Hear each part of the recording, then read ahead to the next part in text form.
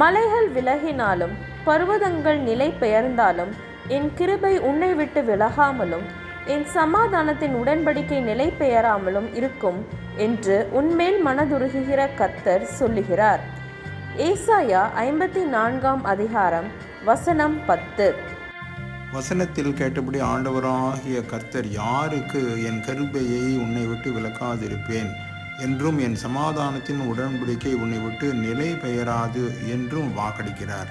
ஆண்டவரிடம் பக்தியாக இருக்கிறோம் என்று கூறும் மக்களுக்கா, ஆண்டவருக்காக அதை இதை செய்கிறோம் என்று பிரஸ்தாபப்படுத்தும் மக்களுக்கா, அல்லது ஆண்டவரின் ஆசீர்வாதங்கள் அனைத்தையும் பெற்றவர்கள் நாங்கள் தான் என்று கூறும் மக்களுக்கா?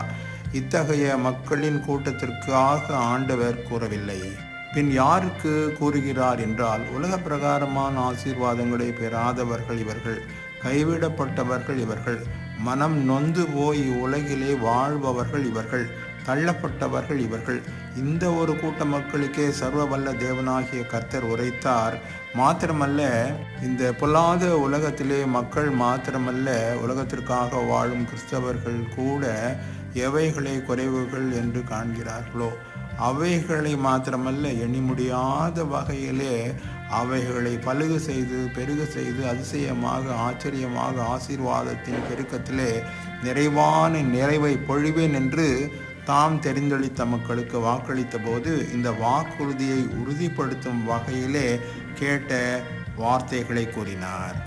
ஒருவேளை மலைகள் விலக செய்யத்தக்கதாக பர்வதங்கள் நிலை பெயர கூட எங்களாலே கூடும் என கூறும் மக்களாக இருந்தாலும் அவர்களுக்கு எதிராக ஆண்டவர் கூறுகிறார், என் கிருபையை உன்னை விட்டு விலக்கவே விலக்க மாட்டேன். என் சமாதானத்தின் உடன்படிக்கை நிலை பெயரவோ அசைக்கவோ எவனாலும் கூடாது. ஆம், இவ்விதமாக கூறும் ஆண்டவர் நம் ஆண்டவராகிய இயேசு கிறிஸ்து மனதுருக்கத்தோடே கரிசனையோடே அன்பின் பெருக்கத்தோடே சொல்கிறார். நம் நிலை எதுவானாலும் விசுவாசிப்போம்.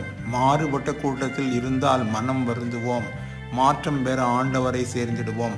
பாதிக்கப்பட்ட மக்களாக இருந்தால் பரிசுத்த கர்த்தர் பாதம் பணிந்து அவருக்கு ஸ்தோத்திரம் செலுத்துவோம். ஆமேன்.